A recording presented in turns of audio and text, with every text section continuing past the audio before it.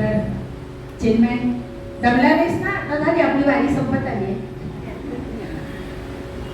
श्रोते हो, आपल्या मराठी साहित्यातील आधुनिक वाल्मिकी गदी माडगूळकर त्यांनी एक सुंदर अभंग रचना केली. अभंग म्हणा किंवा भक्तिगीत आपण म्हणू शकतो त्याला, आणि आधुनिक संत असंही आपण त्यांना म्हणता येईल, कारण ते जे त्यांनी भक्तिगीत लिहिलं आहे. पंढरीचा राजा कानडा म्हणजे कळायला अगम्य असा आहे. प्रत्यक्ष वेदांनाही त्याचा अंत लागला नाही, आद्यंत काही प्रत्यक्ष वेद सुद्धा ते प्रकट करू शकले नाही असा हा पंढरीचा राजा, कानडा राजा पंढरीचा, हा गदिमांनी केलेला अभंग श्रेष्ठ संगीतकार आणि गायक सुधीर फडके यांनी चाल लावली आहे आणि गायलं देखील आहे. तसंच हा अभंग पंडित वसंतराव देशपांडे यांनी देखील गायलेला आहे. आणि ह्या अभंगाला या दोघांनी अजरामर करून ठेवला आहे. आता गात आहे चिन्मय कानडा राजा पंढरीचा.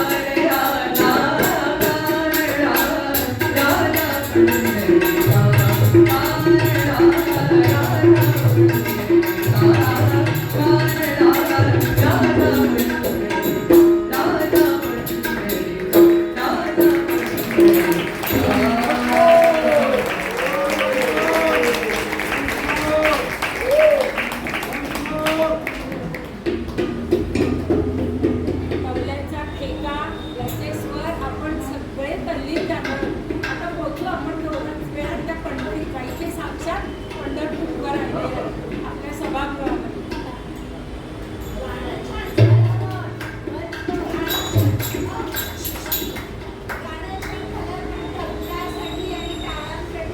हो हो हो आपल्या साक्षीला कवल्याचा ठेकामध्ये आपण अक्षरशः कानावर त्या झुकल्याच्या एकदम गाडी एकदम गाडी होय. एकच आहे.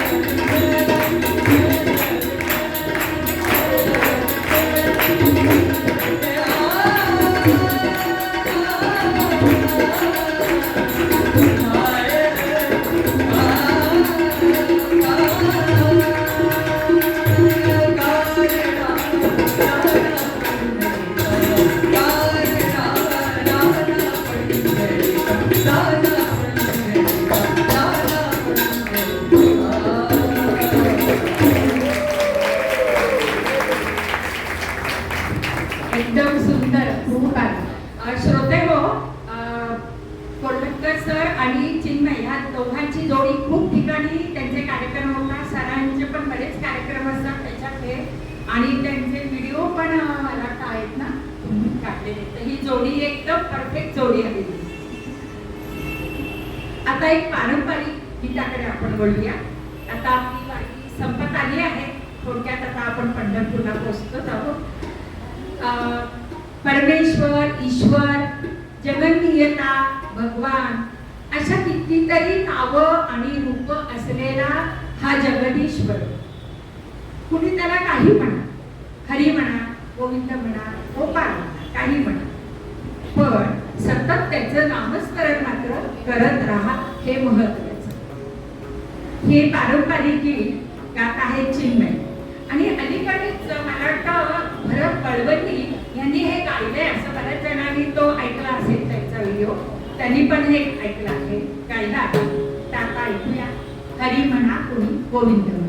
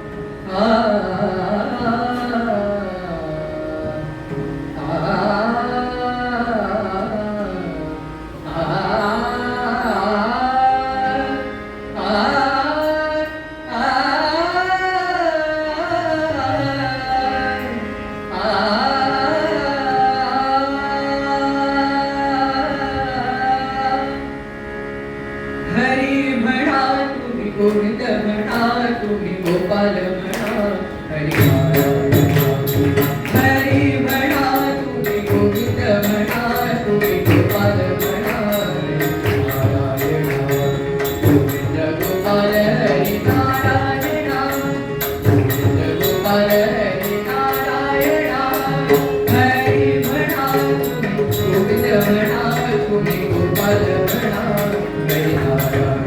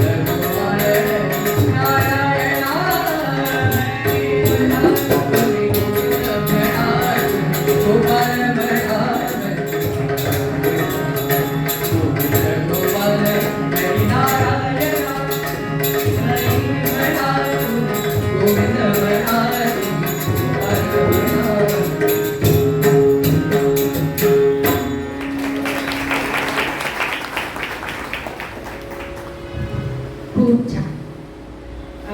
संत तुकडोजी महाराज सगळ्यांना आपल्याला माहितीच आहे. ते देखील एक संतश्रेष्ठ. अनेक श्रवणीय आणि अर्थपूर्ण अभंग रचना त्यांनी केल्या आहेत. त्यांनी लिहिलेला एक अभंग आहे वाचे विठ्ठल गायीनो हा अभंग आणि या अभंगाला साथ दिली आहे आपले स्वरानंद अकॅडमीचे पुंडलिक कोल्हटकर यांनी या अभंगाला साथ दिली आहे. आणि सई दास्ताने सई आपले दास्ताने आणि अमोल बावडेकर या दोघांनी ते गायलेलं आहे. तर आता चिन्मय नाताने ऐक वाचे विठ्ठल गायी. सर पण खूप गाण्यांना चाली देतात, त्यांचे मित्र तयार करतात गाणी आणि सरी चाली देतात गाण्यांना.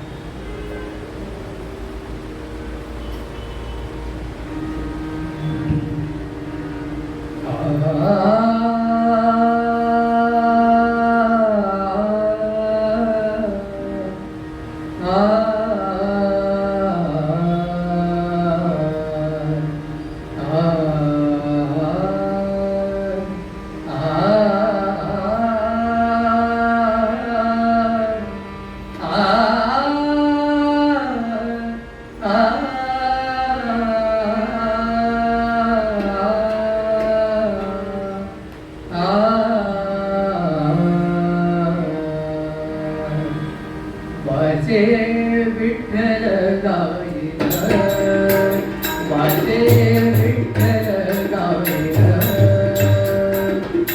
नाचत नाचत पंढरी गायन, नाचत नाचत पंढरी गायन, वाचे विठ्ठल गायन, नाचत नाचत पंढरी गायन, नाचत नाचत पंढरी गायन.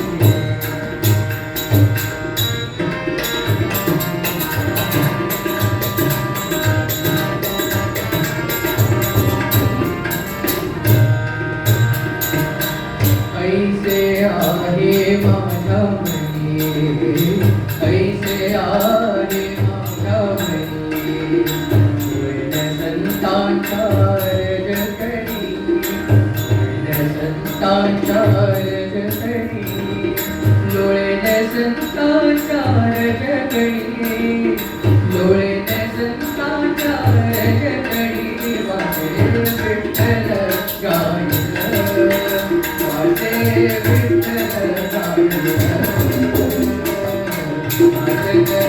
नाचत नाचत पंढरी गायन, नाचत नाचत पंढरी गायन.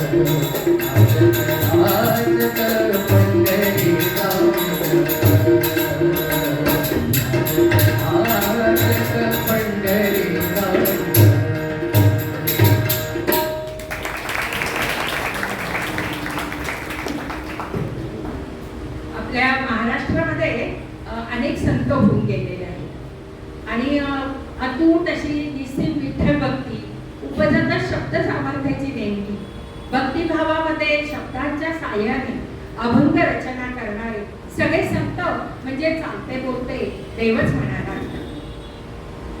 फारसे प्रसिद्धीस नसलेले परंतु श्रेष्ठ असे एक संत सोहिरोबानाथ त्याने एक अभंग लिहिला आहे आणि हा अभंगाला संगीत दिलं आहे पंडित जितेंद्र अभिषेक यांनी आणि गायलं पण आहे त्यांनी.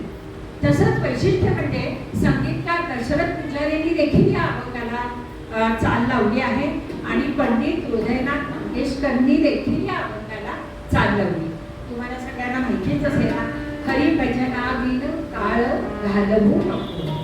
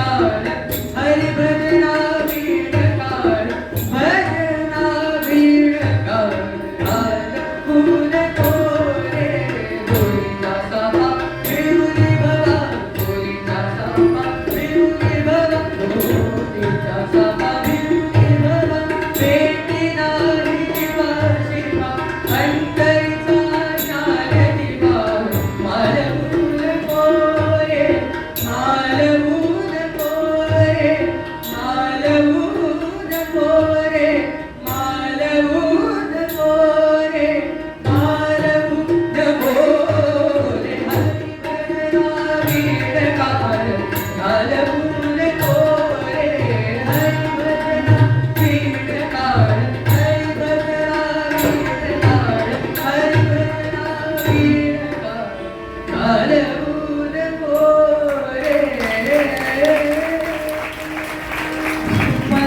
क्या बात आहे.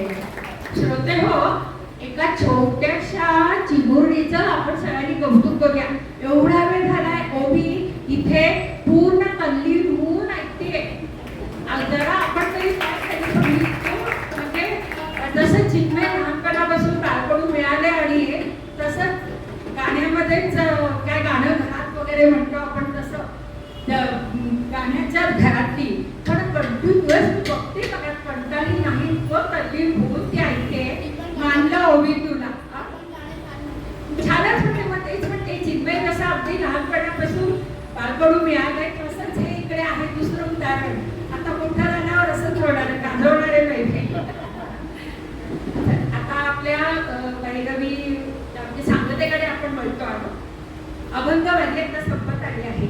अनेक संतांनी रचलेल्या अर्थपूर्ण अभंगांना तितक्या सुंदर सुरामध्ये गुंफून श्रवणीय झालेला हा अभंग हा आता नाविन्यपूर्ण अभंग आहे आणि त्याचे गीतकार आहे ते राव उगारवकर असं त्यांचं नाव आहे.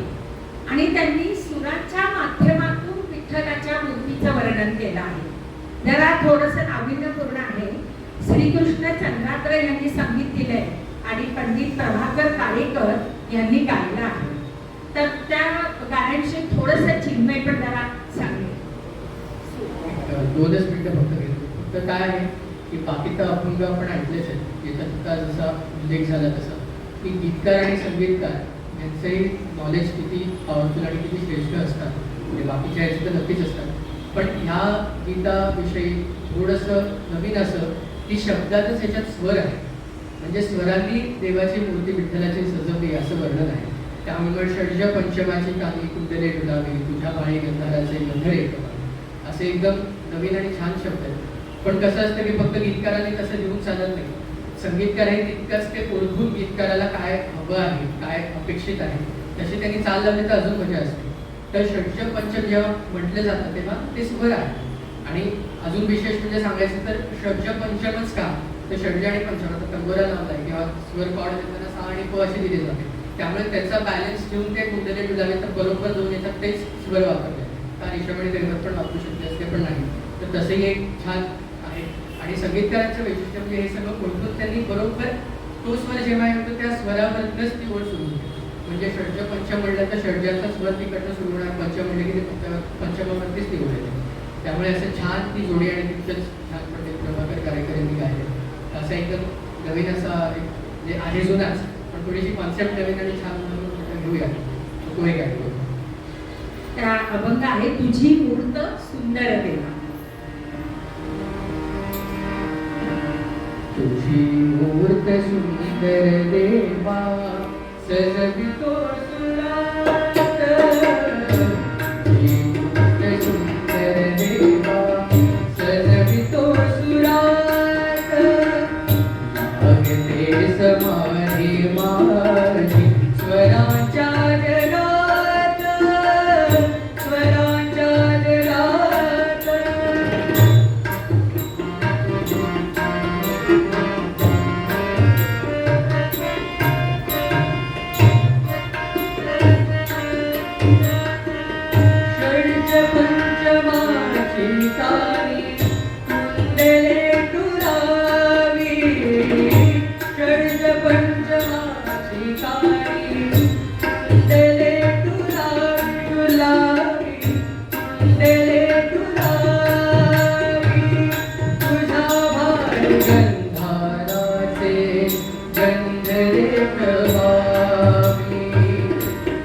आभाळी गंधाराचे गंधरे गवावे ऋषभचंदनाची भोजना कुठे मागवावे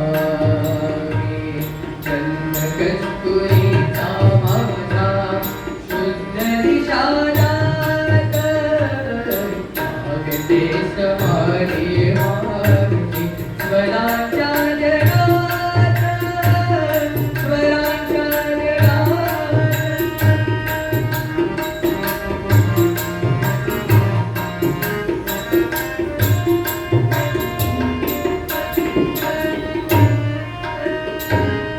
मधुर वज्रमाचे तुझला वस्त्र नेसवेतो मधुर वज्रमाचे तुझला वस्त्र नेसवेतो शाल दैवताची तुझला पांघरून देतो शाल दैवताची तुझला पांघरून देतो अलंकार आला पाणी पक्षभूषणीतो अलंकार आला पाणी पक्षभूषणीतो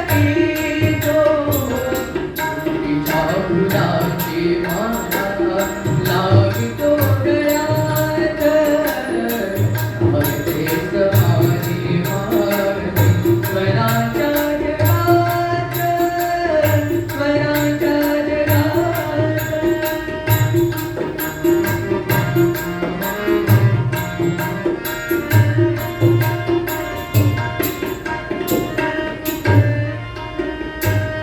सप्तशूर उधळत सेवा दिव्य स्वप्नरंग सप्तशूर उधळत सेवा दिव्य सप्तरंग सप्तस्वर्ग डुलते तेव्हा भोगुरी अभंग सप्तस्वर्ग डुलते तेव्हा भोगुरी अभंग गीत होऊनी जायेतो सखा पांडुरंग सखा पांडुरंग मनोमनी करितो पूजा तुझी संगीतात लागते समाधी मार्गी स्वराच्या जगात स्वराच्या जगात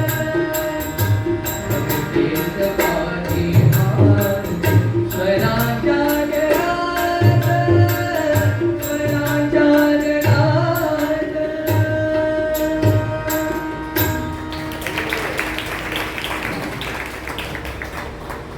फारच सुंदर वर्णन, खूप नाविन्यपूर्ण कल्पना ना. सप्त सुरामध्ये विठ्ठल म्हणून आणि राम उगावकर म्हणजे नाव ऐकलं नसेल, म्हणजे मी पण पहिल्यांदाच ऐकलं. आणि श्रीकृष्ण चंद्रात्र यांनी चालही सुंदर केलेली आहे. खरंच म्हणजे विठ्ठलाच्या भक्तीने वेडे झालेले हे कवी लेखक, त्यांचं शब्दकळा किती छान होतं हे आपल्याला ऐकून दिसतं. आता भैरवीनी आपल्या कार्यक्रमाची सांगत आहोत. श्रोते हो, तुम्ही सगळेजण इथे आलात, या अभंगवाणीमध्ये सामील झालात आणि खूप छान प्रतिसाद दिलात, त्यामुळे तुमच्या सगळ्यांचे मनपूर्वक धन्यवाद. आणि कार्यक्रम झाल्यावर माझ्याकडून अभंगवाणीचा म्हणून प्रसाद म्हणून मी पेढा सगळ्यांना देणार आहे. तो पेढ्याचा प्रसाद सगळ्यांनी ग्रहण करावा आवर्जून. नंतर धावा कार्यक्रमही देणार आहे. तर आता आगा वैकुंठीच्या राया, आगा वैकुंठीच्या राया भैरवीनी कार्यक्रमाची सांगता करतात.